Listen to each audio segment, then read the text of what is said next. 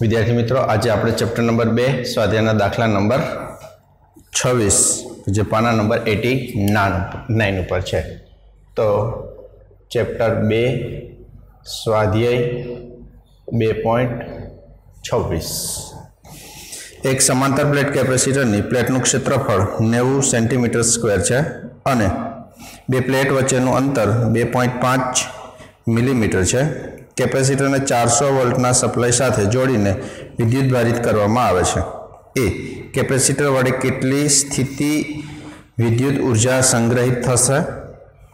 आ ऊर्जा ने बे प्लेट वच्चेना स्थित विद्युत क्षेत्र में संग्रह पामेली गणो अने एकम कद दीठ ऊर्जा यू मेळवो। आ परथी स्मॉल यू अने विद्युत क्षेत्रना मान कैपिटल ई वच्चेनो संबंध मेळवो।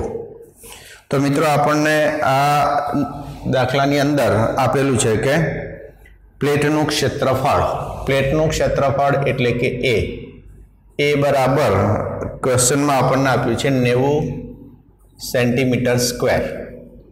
तो आपने आ मीटर स्क्वेर में करवू होय तो 90 एने गुणिया 10⁻⁴ एटले मीटर स्क्वेर थी जाए।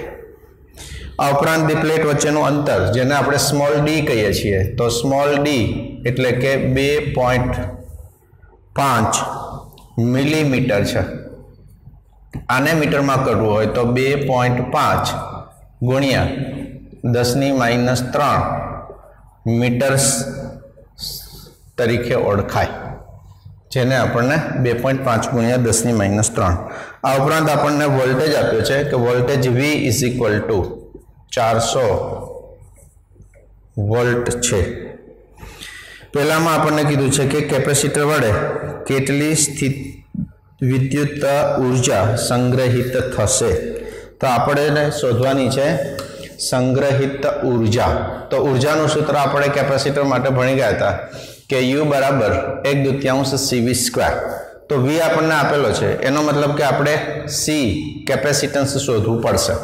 तो सौ प्रथम आपणे ए माटे कैपेसिटन्स जो शोधीए तो C = ε0 A अपॉन D मळे। ε0 एटले के 8.85 गुणिया 10⁻12 क्षेत्रफल आपने आपेलू छे 90 गुणिया 10⁻⁴ अने छेद में बे प्लेट वच्चेनु अंतर आपने आपेलू छे 2.5 गुणिया 10⁻³ एक किंमत मूकी दईए तो 2.5 गुणिया 10⁻³ तो आ जवाब आपने मळी जशे। तो 31.86 गुणिया 10⁻12 ने आ मळी जशे 31.86 पिकोफेरेड तरीके लखाय। 31.86 पिकोफेरेड आपने कैपेसिटन्स मळी जाए। जो आ कैपेसिटन्स मळी जाए मित्रों तो अपनी पास ऊर्जानुं सूत्र हतुं के U बराबर आपणे हवे ऊर्जाना सूत्र तरफ जईए तो ऊर्जा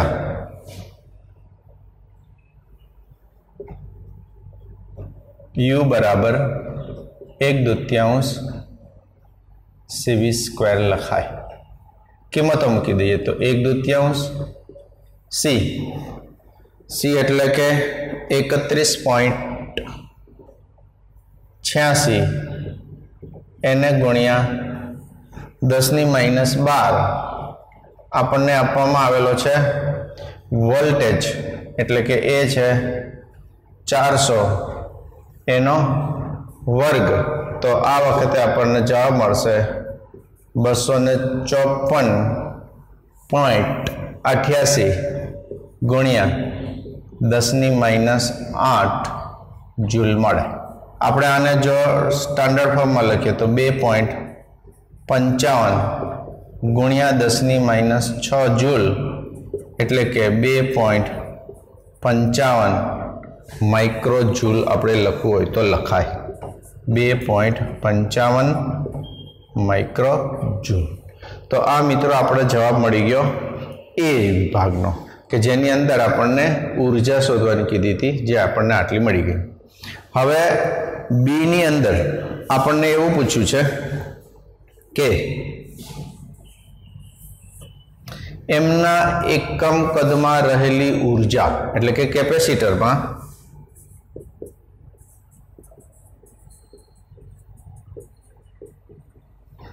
એકમ કદમાં રહેલી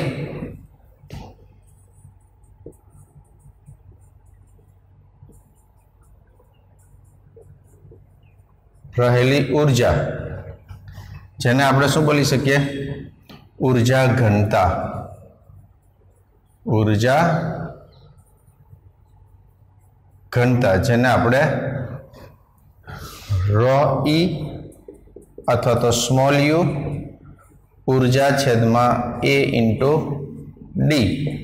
તો u એટલે કે ઊર્જા 2.55 ગુણ્યા 10⁻6 અને છેદમાં A એટલે કે 90 ગુણ્યા 10⁻4 અને ડી એટલે કે 2.5 ગુણ્યા 10⁻3 અને એનો જો જવાબ લખીએ તો 0.113 જૂલ પ્રતિ મીટર ઘન મળે. તો આ મિત્રો આપણને શું મળી ગયું? કેપેસિટરમાં સંગ્રહિત એકમ કદ દીઠ ઊર્જા, જેને આપણે ઊર્જા ઘનતા તરીકે ઓળખીએ છીએ. અને આ ઊર્જા ઘનતાનું સૂત્ર આપણી પાસે U બરાબર અથવા તો ρ E બરાબર U/AD હતું. હવે આપણને એ પણ કીધું છે કે આની અંદર ઊર્જા ઘનતાને વિદ્યુત ક્ષેત્રના સ્વરૂપમાં પણ દર્શાવો. તો આપણી પાસે ખબર છે કે ρ E ઇઝ ઇક્વલ ટુ એટલે કે U is equal to U એટલે કે ઊર્જા ઘનતાનું સૂત્ર ઊર્જા.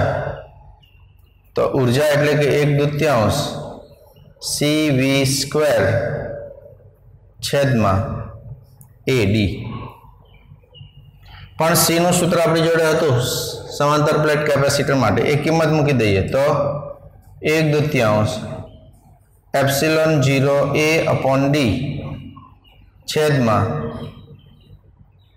A અને D એમ જ રહેશે અને અંશમાં રહેશે V². તો A અને A કટ કરી દઈશું તો V²/d² એને આપણે લખી શકીએ કે 1/2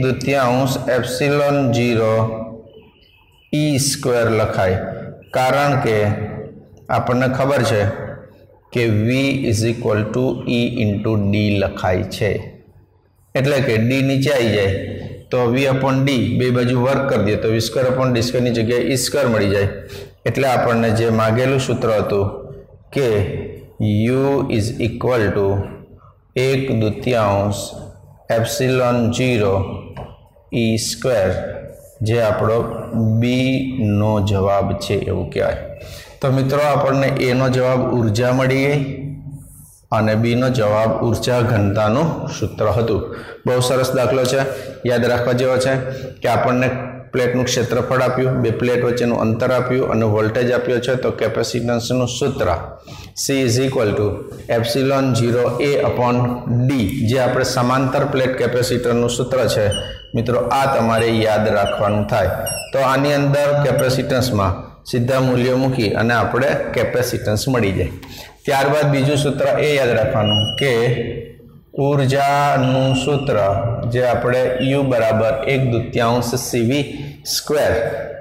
એની અંદર આપણી પાસે C અને V ની કિંમતો મૂકી અને એની અંદર આપણે ઊર્જાનું સૂત્રની કિંમતો મૂકી અને 2.55 માઇક્રોજૂલ જેટલી આપણે ઊર્જા લીધી. ત્યારબાદ આપણી પાસે ઊર્જા ઘનતા. ઊર્જા ઘનતા એટલે કે કેપેસિટરમાં એકમ કદમાં રહેલી ઊર્જા, એને આપણે આવા સ્વરૂપમાં સૂત્ર સ્વરૂપે યાદ રાખેલું છે થિયરીમાં. તો એ આપણે યાદ રાખવાનું અને ત્યારબાદ એમાં કિંમતો મૂકી અને જે મળે છે તો 0.113 જૂલ પ્રતિ મીટર ઘન થઈ જાય. પણ આ ઊર્જા ઘનતાને આપણે વિદ્યુત ક્ષેત્રના સ્વરૂપમાં મૂકવું હોય તો U બરાબર 1/2 CV² અહીંથી મૂકી દીધું C बराबर अहींथी मूकी दीधुं ए उड़ी गया तो आनी अंदर v²/d² आपणे आ सूत्रनो उपयोग करीने लख्युं छे के जेने कारणे u बराबर 1/2 एप्सिलॉन 0 e² आपणने सूत्र मळी जाय।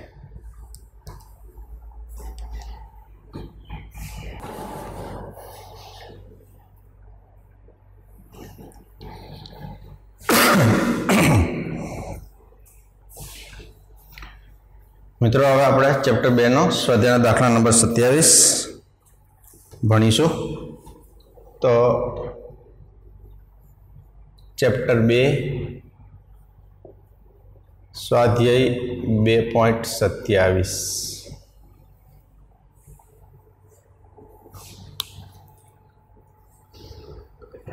आपणे पाना नंबर 89 तो 4 माइक्रोफेरेडेना एक केपेसिटर ने 100 वोल्ट सप्लाय वडे विद्युत भारित करवामां आवे छे पछी तेने सप्लाय थी जुदुं पाडीने बीजा विद्युत भारित न होय तेवा 2 माइक्रोफेरेडा केपेसिटर साथे जोड़वामां आवे छे। प्रथम केपेसिटरनी केटली ऊर्जा उष्मा अने विद्युत चुंबकीय विकिरणना रूपमां गुमावाय छे। तो आपने मित्रों 2 केपेसिटर आप्या छे। पहलू केपेसिटर एटले के C1 जे आपने आप्युं छे 4 माइक्रोफेरेड। बीजू केपेसिटर आप्युं छे C2 2 microfarad. Supply voltage V1 आप्या छे 400 वोल्ट अने V2 0 वोल्ट आप्युं एवुं कहेवाय। हवे आपणे शुं कहेवामां आवे छे के प्रथम केपेसिटरनी केटली ऊर्जा उष्मा अने विद्युत चुंबकीय विकिरणना रूपमां गुमावाय छे ए आपणे शोधवानी छे। तो मित्रों आपणे ऊर्जानी ज्यारे बात करीए तो आपणी पासे समांतर प्लेट केपेसिटरना ऊर्जानुं सूत्र हतुं के U बराबर 1/2 CV²। तो आपणे कही सकीए अहींया के प्रारंभिक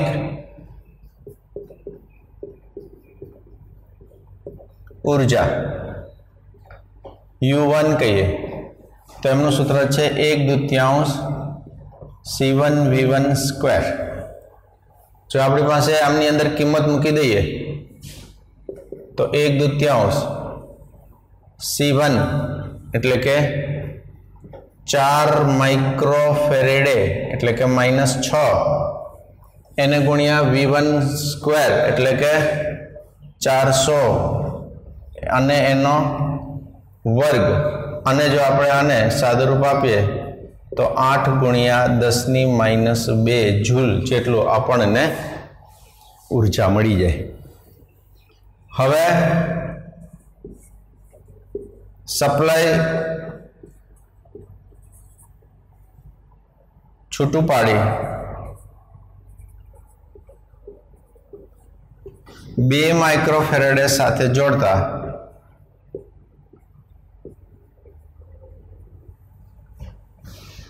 सामान्य स्थितिमान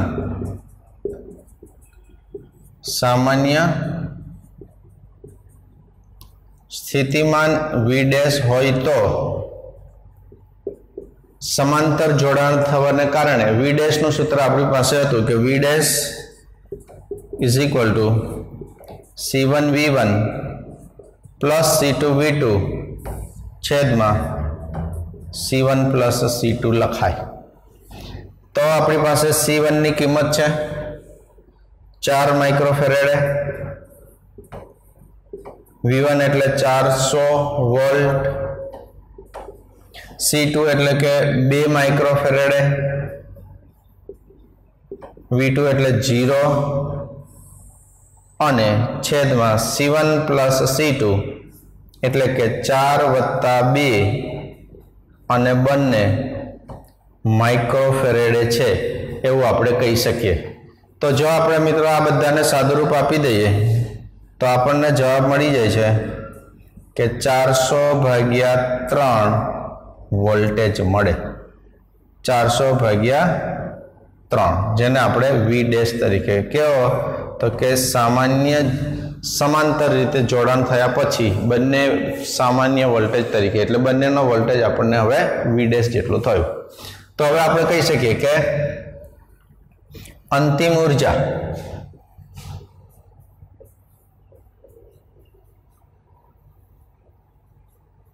U2 कहीए तो एनु सूत्र मळी जाय आपणे 1/2 C1 + C2 into V dash અને એનો વર્ગ એટલે કે તેથી U2 બરાબર 1/2 C1 એટલે કે 4 C2 એટલે કે 2 બંને માઇક્રો એટલે કે 10⁻6 અને V ડેશ એટલે કે 400/3 અને એનો વર્ગ એટલે સાદુરૂપ આપીએ તો 5.33 ગુણ્યા 10⁻2 જૂલ મળે।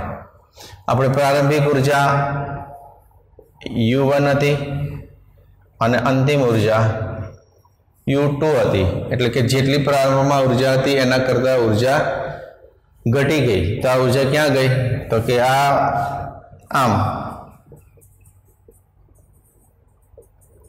ઉષ્મા ઊર્જા અને विद्युत चुंबकीय विकिरण तरीके गुमावाती ऊर्जा जो आपणे शोधवी होय तो ये डेल्टा यू कहेवाय अने डेल्टा यू एटले प्रारंभमां जे हती एमांथी अंतिम बाद करी दईए तो एटले के आपणे U1 એટલે કે 8 ગુણ્યા 10⁻2 અને 5.33 ગુણ્યા 10⁻2 એટલે કે 2.67 ગુણ્યા 10⁻2 જૂલ જેટલી ઊર્જા ગુમાવે છે।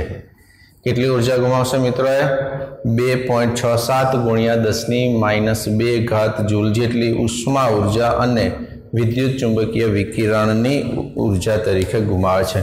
તો મિત્રો આવો દાખલો આપણે આગળ સ્વાધ્યાયમાં પણ એક ગણી ચૂક્યા હતા કે જેની અંદર C1 C2 બે કેપેસિટર હોય પહેલા બેટરી લગાડી દેવામાં આવે અને ત્યારબાદ એ બેટરીને છૂટી પાડી કોઈ એક વિદ્યુત ભાર રહિત જે કેપેસિટર હોય તો એની સાથે એને જોડવામાં આવે એટલે સમાંતર જોડાણ થઈ જાય। તો એમાં પણ શરૂઆતમાં શું કરવાનું તો કે ઊર્જા શોધી કાઢવાનું। આપણી પાસે ઊર્જાનું આ સૂત્ર હતું કે U1 =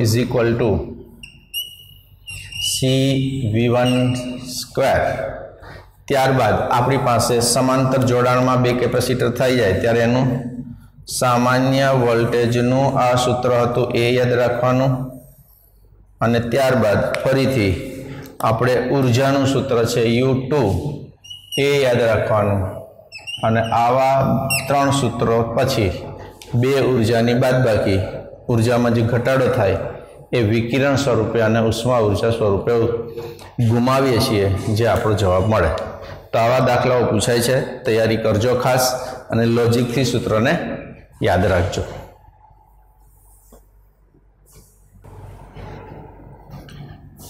આપણે હવે ચેપ્ટર 2 દાખલા નંબર 28 ભણીશું। ચેપ્ટર નંબર 2 સ્વાધ્યાયનો દાખલા નંબર 2.28 પાના નંબર છે 89। દર્શાવો કે સમાંતર પ્લેટ કેપેસિટરની દરેક પ્લેટ પર લાગતા બળનું માન 1/2 QE છે, જ્યાં Q કેપેસિટર પરનો વિદ્યુત ભાર છે અને E પ્લેટો વચ્ચેના વિદ્યુત ક્ષેત્રનું માન છે। અહીં અવયવ 1/2 કેવી રીતે આવે છે તે સમજાવો।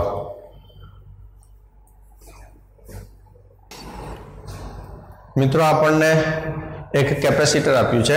આ કેપેસિટર જો આપણે જોઈએ તો એવું માની શકીએ કે એક પ્લેટ અહીંયા છે, બીજી પ્લેટ અહીંયા છે, એક બાજુ ધન પ્લેટ છે, બીજી બાજુ ઋણ પ્લેટ છે। આ બે પ્લેટ વચ્ચેનું અંતર આપણે ધારી લઈએ કે એ D છે। આ ઉપરાંત આપણે ધારી લઈએ કે આ બાજુ છે એ ધન વિદ્યુતભાર છે, આ બાજુ છે એ ઋણ વિદ્યુતભાર છે, અને આ બે પ્લેટ વચ્ચે આપણને વિદ્યુત ક્ષેત્ર જોઈતું હોય તો એ વિદ્યુત ક્ષેત્ર આપણને મળે છે E is equal to sigma upon epsilon 0, કે જે ધન વિદ્યુતભારથી ઋણ વિદ્યુતભારની દિશામાં હોય છે. પ્લેટની બહાર તરફ વિદ્યુત ક્ષેત્ર 0 હોય છે. આ બાજુ પણ આપણને પ્લેટની બહાર વિદ્યુત ક્ષેત્ર 0 મળે છે એવું આપણે કહી શકીએ. તો આ આપણે થિયરીમાં ભણ્યા હતા કેપેસિટર માટે કે કેપેસિટરમાં બે પ્લેટ હોય, એક ધન છે ઋણ છે, બે વચ્ચેનું અંતર d હોય, વચ્ચે વિદ્યુત ક્ષેત્ર છે E સિગ્મા અપોન એપ્સિલોન 0, અને બે પ્લેટની બહાર વિદ્યુત ક્ષેત્ર 0 હોય છે. હવે માનો કે આ જે બે વચ્ચેનું અંતર d છે એને હું બહારથી કોઈ બળ લગાડું અને બે વચ્ચેનો અંતરમાં થોડોક એટલે કે ડેલ્ટા x જેટલો જો વધારે કરવો હોય તો મારે કાર્ય કરવું પડે. તો એ કાર્ય એટલે કે W, એનું સૂત્ર જોઈતું હોય તો કાર્ય એટલે કે બળ ગુણ્યા સ્થાનાંતર. તો આપણે અહીંયા લખી શકીએ કે કેપેસિટર ની બે પ્લેટ વચ્ચેના અંતરમાં ડેલ્ટા x જેટલો વધારો કરવા માટે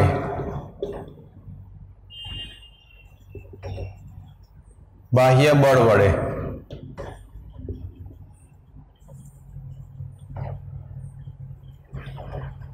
કરવું પડતું કાર્ય જો W હોય તો W બરાબર બળ ગુણ્યા ક્ષેત્રફળ લખાય, બળ ગુણ્યા સ્થાનાંતર લખાય. કાર્ય W બરાબર બળ ગુણ્યા સ્થાનાંતર લખાય. તો આ જે કાર્ય કર્યું એ જ કાર્ય આ બે પ્લેટ વચ્ચે સ્થિતિ ઊર્જાના સ્વરૂપમાં સંગ્રહ થતું હોય છે. એટલે કે આ કાર્ય કેપેસિટરમાં સ્થિતિ ઊર્જાના સ્વરૂપમાં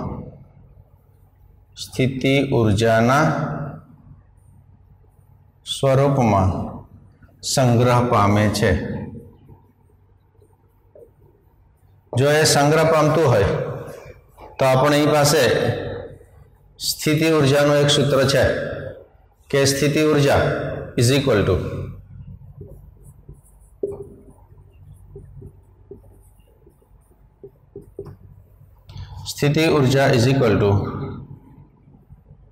પૃષ્ઠ વિદ્યુતભાર ઘનતા એટલે કે એકમ કદમાં રહેલી ઊર્જા, જેને આપણે ઊર્જા ઘનતા કહી શકીએ. તો ઊર્જા ઘનતા અને એને ગુણ્યા કદ. આગળના દાખલામાં આપણે જોયું તો મિત્રો કે ρ E ઇઝ ઇક્વલ ટુ જેને U is equal to U upon A into D. તો આ સ્થિતિ ઊર્જા એટલે કે ઊર્જા ઘનતા ગુણ્યા કદ એવા સ્વરૂપમાં આપણે એને જોઈ શકીએ છીએ. તો આ સૂત્રનો ઉપયોગ કરી અને આપણે અહીંયા લખ્યું છે. એટલે જો તમારે અહીંયા કારણ લખવું હોય તો એ લખી શકો. કારણ કે ρ E એટલે કે U is equal to capital U છેદમાં A ઇન્ટુ ડી. આ આપણે સૂત્ર જાણતા હતા એટલે આપણે આવું લખી શકીએ. પણ સ્થિતિ ઊર્જાના સ્વરૂપમાં સંગ્રહ પામેલું કાર્ય એટલે આપણે આને લખવું તો શું લખી શકીએ કે F into delta x is equal to ઊર્જા ઘનતાનું સૂત્ર આપણી પાસે હતું આ, અને એની જ સાથે હજી આગળ લખવું હોય તો આપણે ઊર્જા ઘનતાનું સૂત્ર આના બરાબર શું સાબિત કર્યું હતું 1/2 એપ્સિલોન 0 E સ્ક્વેર પણ સાબિત કરેલું હતું. તો આપણે અહીંયા શું લખીશું હવે કે ઊર્જા ઘનતા એટલે કે 1/2 એપ્સિલોન 0 E સ્ક્વેર એને ગુણ્યા એનું કદ એટલે કે A ઇન્ટુ ડી લખાય. તો ડી એટલે કે અંતર. આપણી પાસે અહીંયા અંતર કેટલું છે તો કે આપણી પાસે અંતર છે ડેલ્ટા એક્સ. તો આપણે ડેલ્ટા એક્સ ને કટ કરી દઈશું. तो बळ एफનું સૂત્ર જે આપણે જોઈએ છે એ મેળવી શકીએ તો 1/2 એપ્સિલોન 0 ઇન્ટુ E એને ગુણ્યા E ઇન્ટુ A તરીકે લખાય કારણ કે E સ્ક્વેર છે એને મેં 2 E વડે બાજુમાં ગુણાકાર મૂક્યો એનું કારણ શા માટે આવું કર્યું આપણે મિત્રો કે આ સૂત્રની અંદર E અને એપ્સિલોન 0 નો જો ગુણાકાર કરી દઈએ તો આપણને સિગ્મા મળી જાય એટલે કે એપ્સિલોન 0 અને E આમનો જો ગુણાકાર છે એને આપણે જો સૂત્રમાં મૂકવો હોય તો 1/2 સિગ્મા E A તરીકે લખાય પરંતુ આપણી પાસે એક સૂત્ર એવું હતું કે પૃષ્ઠ વિદ્યુતભાર ઘનતા અહીંયા કારણ તરીકે જ લખી દઈએ આપણે કે કારણ કે પૃષ્ઠ વિદ્યુતભાર સિગ્મા = Q/A લખાય છે તો એ સિગ્માની કિંમત અહીંયા મૂકી દઈએ તો 1/2 Q/A ઇન્ટુ A અને A તો A અને A કટ કરી દઈએ તો આપણને મળી જાય 1/2 Q ઇન્ટુ E જે આપણે મેળવવાનો હતો। હવે મિત્રો આપણને બીજો પ્રશ્ન પણ પૂછ્યો છે કે આ જે વિદ્યુતની અંદર કરવું પડતું કાર્ય બળ બરાબર 1/2 Q ઇન્ટુ E આવ્યું પણ હકીકતમાં આપણે બળ વિદ્યુત ક્ષેત્રની અંદર બળનું સૂત્ર શું ભણ્યા હતા તો કે F = Q ઇન્ટુ E ભણ્યા હતા તો વધારાનો 1/2 અહીંયા આપણને મળ્યો એ શેના કારણે મળે છે એનું આપણે કારણ આપવાનું છે। તો આપણે જો મિત્રો અહીંયા લખવું હોય તો આપણે હવે લખી શકીએ કે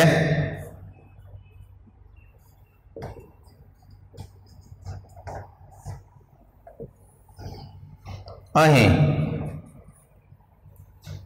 કેપેસિટરની બે પ્લેટ વચ્ચે એટલે કે બે પ્લેટ વચ્ચેનું વિદ્યુત ક્ષેત્ર અહીં બે પ્લેટ વચ્ચે વિદ્યુત ક્ષેત્ર E અને બહારનું વિદ્યુત ક્ષેત્ર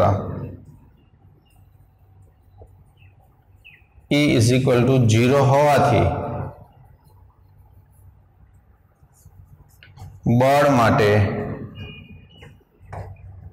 સરેરાશ વિદ્યુત ક્ષેત્ર ભાગ ભજવે છે તેમ કહેવાય। શા માટે 1/2 આવ્યું અહીંયા કારણ કે વિદ્યુત ક્ષેત્ર અંદર આપણને સિગ્મા પણ એપ્સિલોન 0 મળે છે જ્યારે બંને બહારની બાજુએ વિદ્યુત ક્ષેત્ર 0 હોવાથી આપણે સરેરાશ વિદ્યુત ક્ષેત્ર જોઈતું હોય તો એ સરેરાશને કારણે આપણે 1/2 એવો એક અવયવ ગુણાકારની અંદર આવે છે। તો થિયરી બેઝ દાખલો છે સારો છે સમજી લો।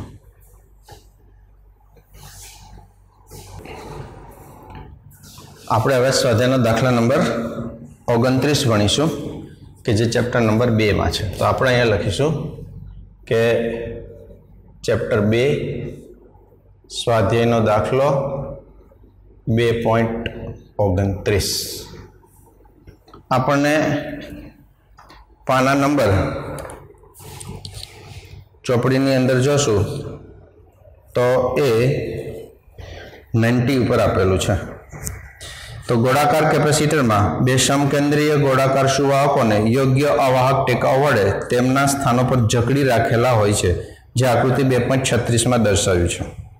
तो दर्शावो के गोळाकार केपेसिटरनुं केपेसिटन्स C = 4πε0 R1 R2 छेदमां R1 - R2 वडे अपाय छे ज्यां R1 અને R2 अनुक्रमे बहारना અને अंदरना गोळाओनी त्रिज्याओ छे એવું આપણે કહી શકીએ। તો આપણને માહિતી આપવામાં આવી છે કે આપણી પાસે એક કેન્દ્ર છે બે કવચ છે કે જેની બંનેનું કેન્દ્ર સમાન છે। આપણે બીજું એક લઈએ મોટું કવચ કે જે આપણને એની બહાર આવેલું છે જે બહાર આવેલું છે એમની ત્રિજ્યા R1 છે અંદર રહેલું છે એમની ત્રિજ્યા R2 છે અને આ કેન્દ્ર છે એને આપણે O તરીકે લખી શકીએ। તો વિદ્યુતભારની જો આપણે વાત કરીએ તો બહાર તરફનો જે વિદ્યુતભાર છે એ ધન વિદ્યુતભાર છે, જ્યારે પ્રેરિત થઈ અને અંદરના સપાટી પર એ ઋણ વિદ્યુતભાર છે અને આ બંને વચ્ચે અંતર જે છે એ બાહ્ય ટેકાઓ રાખી અને અંતર જાળવી રાખે છે એમ કહેવાય। તો આપણે આ કેપેસિટરના કેપેસિટન્સનું સૂત્ર મિત્રો મેળવવાનું છે। તો પહેલા તો આપણે એવું જાણવું જોઈએ કે આપણી પાસે A અને B એવા બે બિંદુ લઈએ। માનો કે R1 ઉપર છે તો એને આપણે અહીંયા આ સપાટી પરનું એક બિંદુ A તરીકે લઈએ, આ જે સપાટી છે એનો બિંદુ B તરીકે લઈએ।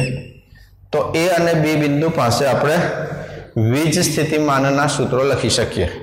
તો આ વીજ સ્થિતિમાનના સૂત્રો લખવા માટે એક કોન્સેપ્ટ હતો આપણી પાસે, હું અહીંયા બતાવી દઉં। તો માનો કે આવું વિદ્યુતભાર Q હોય અને આ ત્રિજ્યા R1 હોય તો આમનો વીજ સ્થિતિમાન V આપણે લખતા હતા કે KQ/R1, પણ કઈ જગ્યાએ? તો કે સપાટી પર અને સપાટીના દરેક બિંદુએ એમનું વીજ સ્થિતિમાન સમાન હતું। આ કોન્સેપ્ટ આપણે યાદ રાખવાનો છે।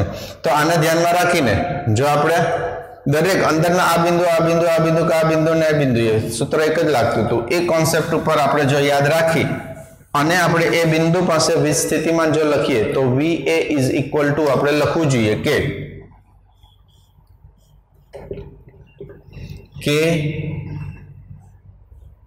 વિદ્યુતભાર એટલે +Q, અંતર એટલે કે R1 ધન વિદ્યુતભારને કારણે। ઋણ વિદ્યુતભાર ગોળાને કારણે જો આ જ બિંદુ પાસે વીજ સ્થિતિમાન જોઈતું હોય તો આપણે લખી શકીએ કે K ઋણ Q અને છેદમાં R1 તરીકે લખાય, કારણ કે આ વિદ્યુતભાર અહીંયા કેન્દ્રમાં હોય એવી રીતના વર્તે અને અંતર આપણને R1 જેટલું જ લઈએ છીએ। તો આપણે જોઈશું તો ધન અને ઋણ એક જ સરખા મૂલ્યો છે, એનો મતલબ કે આનું પરિણામી વીજ સ્થિતિમાન 0 થઈ જશે, જેને આપણે સમીકરણ 1 તરીકે લખી શકીએ।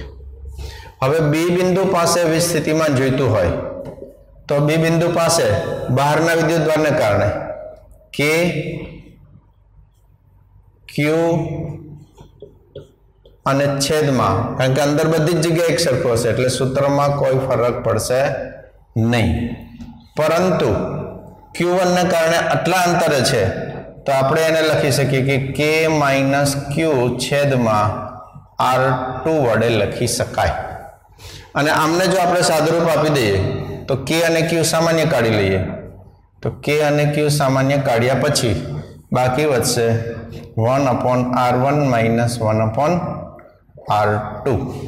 જો આપણે એને સાદુરૂપ આપી દઈએ તો એ આપણને મળી જશે કે K Q R2 - R1 છેદમાં R1 અને R2 લખાય। આ આપણને B પાસેનું વીજ સ્થિતિમાનનું સૂત્ર મળ્યું, જેને આપણે સમીકરણ 2 કહીશું, જેને આપણે સમીકરણ 2 તરીકે ઓળખીશું। હવે વીજ સ્થિતિમાનનો તફાવત જોઈએ એટલે કે V જોઈએ તો ડેલ્ટા V, જેને V તરીકે લઈએ તો VA - VB મળે। તો VA એટલે કે 0 માઇનસ VB એટલે કે K Q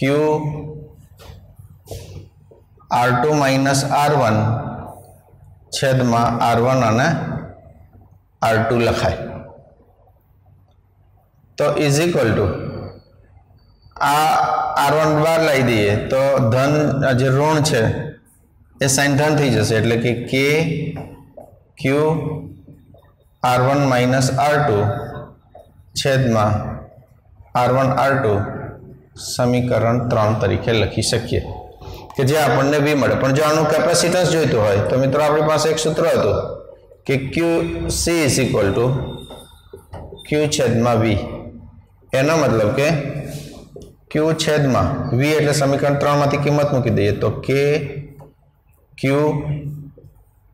R1 minus R2 અને છેદમાં છે ઉપર જતા રહેશે તો R1 અને R2 અંશમાં જતા રહેશે R1 અને R2 Q અને Q કટ કરી દઈએ તો K ની કિંમત આપણી પાસે છે કે આપણે K બરાબર શું લખતા હતા તો કે 1/4 પાઈ એપ્સિલોન 0 આની જો આપણે કિંમત મૂકી દઈએ તો અંશમાં વધશે R1/R2 છેદમાં 1/4 પાઈ epsilon 0 into bracket R1 minus R2 છેદનો છેદ ઉપર જતો રહેશે એટલે કે 4 પાઈ એપ્સિલોન 0 R1 R2 અને છેદમાં R1 માઇનસ R2 મળે આમ આપણને કેપેસિટન્સનું સૂત્ર C ઇઝ ઇક્વલ ટુ લખી શકીએ કે 4 પાઈ એપ્સિલોન 0 R1 R2